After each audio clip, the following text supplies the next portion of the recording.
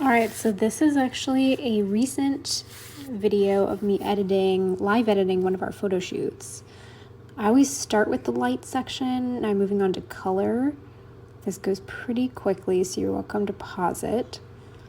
I really love the color mixer because that's actually where you can adjust the tones of each individual color. So I usually take the blues and the greens down, unless of course the food has those colors in it.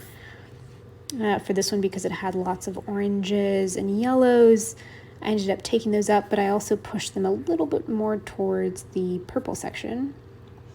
I do always crop my images for Instagram, and it's a 4x5 because that's the maximum size of vertical photo you can put on Instagram in a post.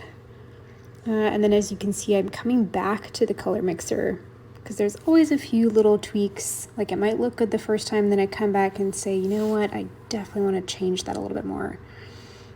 I always try to do my whites pretty white in these photo shoots.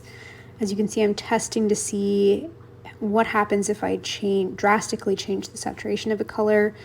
If it does drastically change, that means that color is in the color palette of the photo. If it doesn't change, then you're welcome to take that saturation down and then put the luminance up really high, like I did for the blues and the purple, which might actually make your whites whiter, which is a really nice little tip. Coming back and making some other changes. I do always do some of the effects at the base here that I missed earlier, so the texture, the clarity, and it might be helpful to zoom in sometimes just to see how things look on a macro scale, and then zoom back out and see how it looks. So just change your perspective of the photo as you're editing it. And then I create a preset, and then we're good to go.